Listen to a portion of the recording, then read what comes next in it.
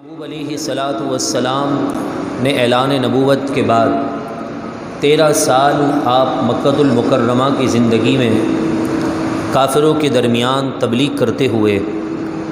لوگوں کو دین کے قریب لاتے ہوئے، اور جو آپ پر ایمان لے آتا اس کے ساتھ جو مصیبتیں پریشانیاں، ان پر جو مصائب کے انبار لگا دیے جاتے، ان باتوں کو ہم مختلف نشستوں میں سماعت کرتے کرتے اب ہجرت کی طرف بڑھ رہے ہیں۔ دعا ہے اللہ تبارک و تعالی مکۃ المکرمہ کی پیاری زندگی کی برکت سے ہمیں بھی صبر، شکر اور ہر حال میں دین کے کام کو مقدم رکھنے کی توفیق عطا فرمائے۔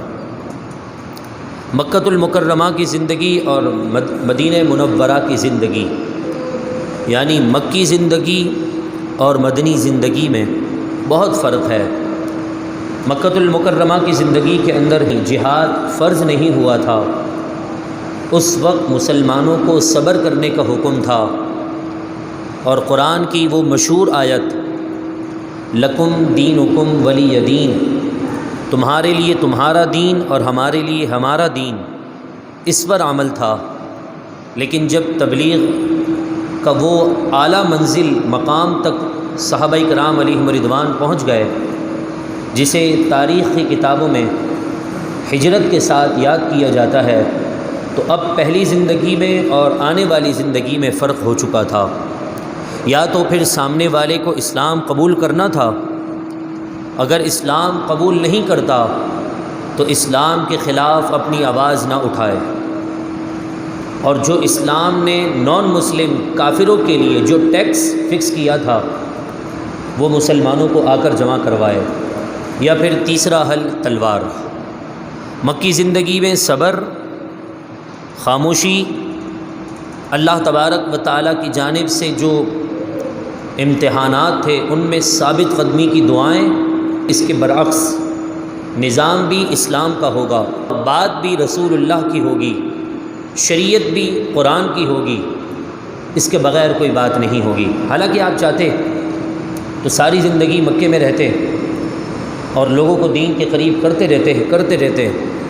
لیکن مکے سے مدینے کی طرف جو ہجرت کی گئی ہے ان میں اور بہت سی وجوہات ہیں۔ ان وجوہات، ان ریزنز میں سے ایک وجہ یہ ہے کہ نظام اسلام کا ہونا چاہیے۔ جب اسلام کا نظام ہوتا ہے تو کوئی بھی بندہ بھوکا نہیں سوتا ہے۔ جب نظام اسلام کا ہوتا ہے تو کسی کی بہن کو گندی نظر سے نہیں دیکھا جاتا۔ جب نظام اسلام کا ہوتا ہے تو بچیوں کو زندہ زمین میں دفنایا نہیں جاتا، اور جب اسلام کا نظام ہوتا ہے تو پھر بہن کو اور بیٹی کو وراثت میں حصہ بھی جو اس کا حصہ بنتا ہے وہ ادا کر دیا جاتا ہے۔ اور جب نظام اسلام کا نہیں ہوتا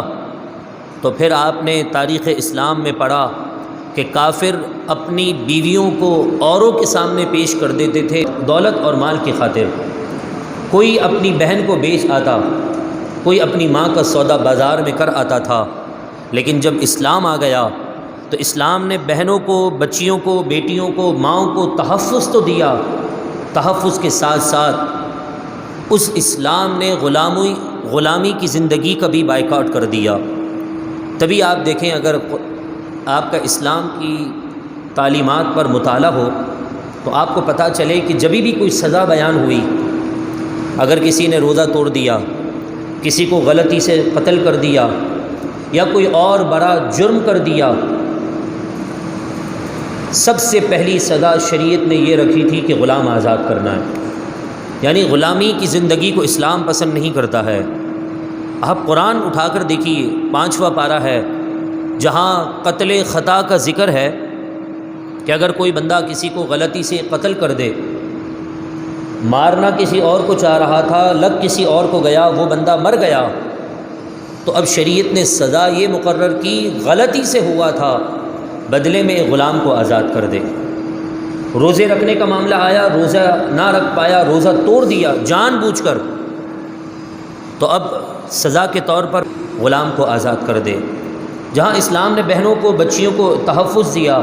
وہاں غلامی کی زندگی کو بھی ختم کر دیا۔ تو آج کا جو ہمارا سبق ہے وہ اسی بات پر ہے کہ مکی زندگی اور مدنی زندگی کی طرف منتقلی کی وجہ کیا تھی۔ رسول اللہ چاہتے، میرا رب چاہتا مکے میں ہی اسلام کو پھیلا دیتا، کافروں کے دل کو پلٹ ڈالتا، وہ اسلام کے قریب ہو جاتے۔ سیدنا خالد بن ولید جب حضور مکے میں تھے تو اسلام نہ لائے تھے، لیکن بعد میں اسلام لے آئے۔ سیوف من سیوف اللہ، اللہ کی تلواروں میں سے ایک تلوار آپ کو لقب مل گیا۔ حضرت ابو سفیان رضی اللہ تعالیٰ عنہ مکی زندگی میں حضور کے ایمان نہ لائے، بلکہ جب آپ ہجرت کی رات رسول اللہ مدینے کی طرف جا رہے تھے اور حضور کو نقصان پہنچانے والے جو بد نصیب لوگ تھے، کافر جو مرے بھی کفر کی حالت میں، ان گروہ کے اندر حضرت سفیان بھی شامل تھے، لیکن بعد میں اسلام لے آئے تھے۔ میرا رب چاہتا مکی زندگی میں ہی حضرت ابو سفیان کو ایمان دے دیتا، میرا رب چاہتا تو خالد بن ولید مکی ہی زندگی میں اسلام لے آتے، لیکن فرق بتانا تھا مکی زندگی اور مدنی زندگی کے اندر۔ اور یہ بات یاد رکھیں، قرآن مجید فرقان حمید بھی دو حصوں میں تقسیم ہے، ایک کو مکی صورت کہا جاتا ہے، کچھ کو مدنی صورتیں کہا جاتا ہے۔ جو ہجرت سے پہلے 13 سال کی زندگی میں آیتیں اتری ہیں انہیں مکی صورت سے یاد کیا جاتا ہے، اور بعد کی تقریباً 10 سال اور کچھ مہینے اور کچھ دن کی جو زندگی رسول اللہ نے مدینے میں جا کر گزاری، اس میں جتنی صورتیں اتری ہیں، جتنی آیتیں اتری ہیں، جتنے احکامات اترے ہیں، ان تمام صورتوں کو مکی نہیں بلکہ مدنی صورت کہا جاتا ہے۔ مکی صورتوں کے اندر خطاب کافروں سے ہے، اے کافروں اسلام لے آؤ، دین کی مخالفت چھوڑ دو۔ لیکن جب مدنی زندگی کی باری آئی تو کافروں سے خطاب کے ساتھ ساتھ مسلمانوں کو بھی دین کے مسائل سکھائے گئے، وضو کیسے کرنا ہے، نماز کیسے ادا کرنی ہے، رسول اللہ کی اطاعت کیسے کرنی ہے، یہاں تک کہ اگر یوں کہا جائے اسلام کے 5 ارکان ہیں، پہلا رکن ایمان ہے، اسلام ہے، کلمہ طیبہ ہے، تو وہاں جو باقی ارکان ہیں نماز کو ہٹا کر 3 ارکان مدنی زندگی کے اندر احکام کے اعتبار سے نازل ہوئے ہیں۔ یعنی مدنی زندگی سارا احکام پر مشتمل ہے، یا تو جہاد کی تعلیم سکھائی گئی، نماز پڑھنے کا طریقہ سکھایا گیا، نماز کی حالت میں انسان کو کیسا کھڑا ہونا ہے یہ درس سکھایا گیا، بڑوں کے ساتھ کیسے گفتگو کرنی ہے مدنی زندگی میں یہ بتایا گیا۔ یعنی معاشرے کو سدھارنے کے سارے اصول اگر بیان ہوئے ہیں تو رسول اللہ کی ظاہری زندگی کے آخری سال کے اندر بیان ہوئے ہیں۔ تبھی اللہ تبارک و تعالیٰ نے 13 سال کی کٹھن زندگی کے بعد اپنے محبوب علیہ الصلاۃ والسلام کو ہجرت کا حکم دیا۔ اب حضور علیہ الصلاۃ والسلام نے صحابہ کرام علیہم رضوان سے یہ بات شیئر کر دی اور کہا کہ اللہ نے مجھے ہجرت کا حکم دیا ہے یثرب یعنی مدینے کی طرف، اور مدینے کا پرانا نام یثرب تھا، تو مدینے شہر کی طرف اللہ تعالیٰ نے مجھے حکم دیا ہے ہجرت کا، تو اب آپ لوگ بھی جانا چاہیں تو چلے جائیں۔ لوگ چھپ چھپ کر جانے لگے۔ رسول اللہ صلی اللہ تعالیٰ علیہ وسلم نے صدیق اکبر سے کہا، فرمایا اے ابو بکر میرے رب نے مجھے ہجرت کا حکم دیا ہے۔ سیدنا صدیق اکبر رضی اللہ تعالیٰ عنہ فرمانے لگے فدا کا ابی و امی یا رسول اللہ، پیارے آقا علیہ الصلاۃ والسلام آپ پر میرے ماں باپ قربان، مجھے امید ہے کہ میں بھی ہجرت کا حکم دیا جاؤں گا۔ تو رب کے محبوب نے فرمایا کہ ہاں آپ کو بھی ہجرت کا حکم ملے گا۔ جب ہجرت کا وقت آیا تو کافروں نے آپس میں یہ پلاننگ کی اور ایک جگہ رات کو خفیہ میٹنگ کی، جس کا ذکر سورہ انفال کے اندر اللہ تبارک و تعالیٰ نے فرمایا، اور قرآن مجید فرقان حمید کی وہ آیت کی تفسیر اور تاریخ کی کتابوں میں واقعہ کچھ اسی طرح کا ملتا ہے۔ بڑے بڑے سردار جمع ہو گئے اور جمع ہونے کے بعد مشورہ کرنے لگے تو دروازے پر نوک کسی نے کھٹکا کیا، دستک دی، تو اندر سے سرداروں نے، جو کافروں کے سردار تھے، مشرکین مکہ کے بڑے بڑے عہدے دار تھے، انہوں نے کہا کون ہے؟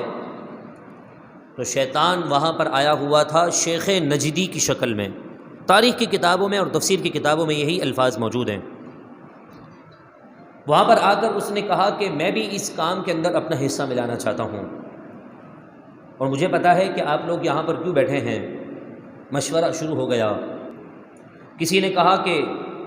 انہیں کسی کمرے کے اندر بند کر دیتے ہیں، نہ کھانا دیتے ہیں نہ پینا دیں گے، کچھ عرصے میں یہ اسی طرح اپنی زندگی سے ہاتھ دھو بیٹھیں گے۔ تو شیطان لعین تھا نا، اس نے کہا ایسا بھی کرو گے تو خدا کی قسم ان کا رب انہیں بچا لے گا، ان کا کوئی ساتھی آئے گا تمہاری آنکھوں پہ دھول جھونک کر انہیں وہاں سے نکال کر لے جائے گا۔ لوگ مشورے دیتے رہے، شیطان نے ہر مشورے کو ریجیکٹ کر دیا۔ آخر میں ابو جہل نے کہا کہ میرا یہ مشورہ ہے کہ جتنے بھی ہم یہاں پر تقریباً 13 یا 14 قبیلے کے سردار جمع ہیں، تو ہم 14 کے 14 قبیلے کے جنگجو قسم کے نوجوانوں کو تلوار دیتے ہیں اور راتوں رات ان کے گھر میں اتار دیتے ہیں۔ وہ سب مل کر جا کر حملہ کریں گے تو یقیناً کام بھی ختم ہو جائے گا، اور ان کی اپنی قوم کے لوگ 13 یا 14 جماعتوں سے، بڑے بڑے قبیلوں سے ایک ساتھ جنگ نہیں کر سکیں گے، لہذا ان کو ہتھیار ڈالنا پڑے گا یا خون بہا مانگ لیں گے، تو ہم جو خون بہایا ہے اس کا بدلہ ہم چکا دیں گے، ہمارا کام بھی ہو جائے گا، پیسے سے بات بھی ختم ہو جائے گی۔ تو شیطان نے کہا کہ ہاں یہ مشورہ بہت اچھا ہے، راتوں رات ان کا کام تمام کر دیا جائے، نعوذ باللہ من ذالک، اور پھر خود بخود اسلام پھیلنے کے بجائے سکڑتا چلا جائے گا اور تم اپنے مقصد میں کامیاب ہو جاؤ گے۔ اللہ تبارک و تعالیٰ نے اس خفیہ میٹنگ کی باتیں اللہ تعالیٰ نے اپنے محبوب کو بتا دی اور کہا پیارے حبیب آپ کے خلاف دارالندوہ میں یہ پلاننگ چل رہی ہے، لہذا آپ ہجرت کی طرف نکل جائیے۔ سیدنا صدیق اکبر رضی اللہ تعالیٰ عنہ کو آپ نے حکم دیا کہ اب ہم نے چلنا ہے۔ بس آپ نے اتنا کہا، آپ اپنے گھر پر گئے۔ چونکہ اس وقت مسلمانوں کی مکۃ المکرمہ میں افراد کی تعداد کم تھی، 4 یا 5 لوگ تھے، جس میں صدیق اکبر، حضرت علی، میرے محبوب اور 1-2 جو عاجز، جو ہجرت کرنے کی طاقت نہیں رکھتے تھے، وہ وہاں موجود تھے۔ حضور نے صدیق اکبر سے کہہ تو دیا، صدیق اکبر سامان کی تیاری کے لیے گھر کی طرف روانہ ہو گئے۔ رات کا وقت ہوا، رب کا حکم آ گیا کہ آپ ہجرت کے لیے نکل جائیے۔ اب یہاں پر 2 عاشقوں کا امتحان ہے، جس کے پیچھے سارے لوگ پڑے ہیں، پورا علاقہ پڑا ہے، اور یہ بھی معلوم ہے کہ یہ بستر ہے اس فلاں بندے کا کہ جس سے ہم نے اپنی دشمنی کا بدلہ لینا ہے۔ حضرت علی سے کہا میرے محبوب نے، اے علی تم اس بستر پر لیٹ جاؤ، صبح لوگوں کی امانتیں دے کر واپس مکے میں، مدینے کی زندگی میں ہم سے مل لینا۔ حضرت علی سے پوچھا گیا ایسی کیفیت میں تو کسی کو بھی نیند نہیں آتی، دشمنی فلاں سے ہو، گاڑی اس کی ہو، جگہ اس کی ہو، چلے آپ جائیں تو یقیناً آپ پر بھی حملہ ہونے کا خدشہ ہے۔ تو حضرت علی سے کسی نے پوچھا کہ اے شیر خدا،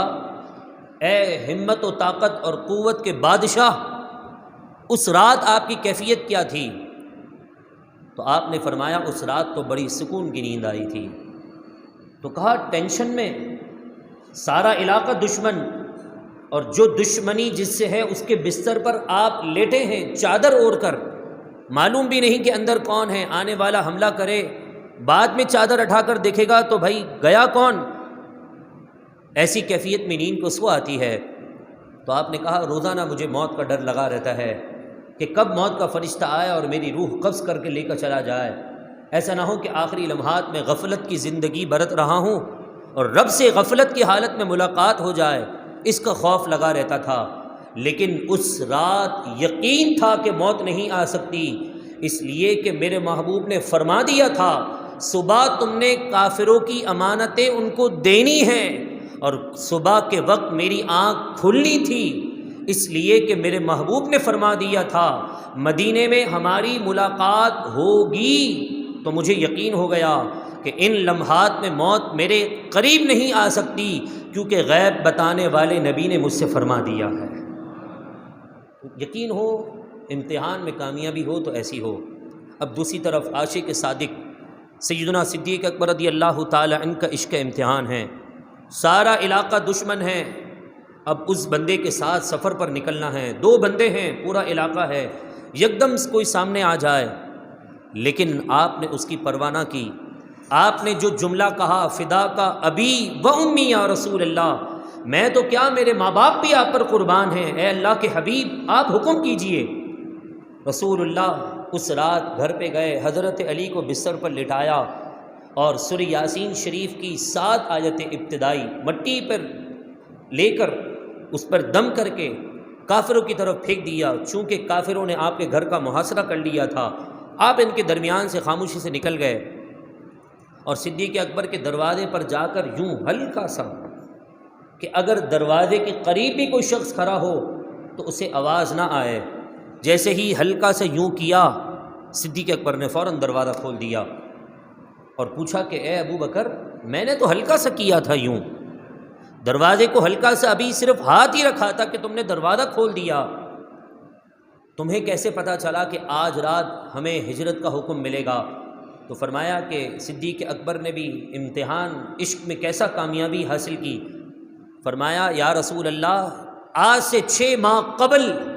اللہ نے آپ کو ہجرت کا حکم دیا تھا، وہ 6 ماہ گزر چکے ہیں، 6 مہینے ہوئے کہ میں دروازے پر انتظار میں کھڑا ہوں کہ آج اللہ کے محبوب کو حکم ملے گا اور آج ہم ہجرت کر کے مدینے کی طرف چلے جائیں گے۔ تو 6 مہینے سے میں یہاں کھڑے ہو کر آپ کے آنے کا انتظار کر رہا ہوں کہ کہیں ایسا نہ ہو 2 منٹ کے لیے جا کر اندر جا کر سو جاؤں اور میرے محبوب دروازہ بجا کر مجھے لیے بغیر چلے جائیں، ایسا ہو نہیں سکتا ہے۔ پھر کیا ہوا؟ سیدنا صدیق اکبر رضی اللہ تعالی عنہ آگے کے امتحانات میں کیسے کامیاب ہوئے، کس طرح آپ نے عشق کا سبق آنے والی امت کو پڑھایا، انشاءاللہ ان تمام باتوں کو سننے کے لیے اگلے جمعۃ المبارک کو آپ وقت کی پابندی کے ساتھ تشریف لے آئیں۔ اللہ تبارک و تعالی سے دعا ہے اللہ رب العزت ہمیں بھی عشق مصطفیٰ کے امتحان میں کامیابی عطا فرمائے۔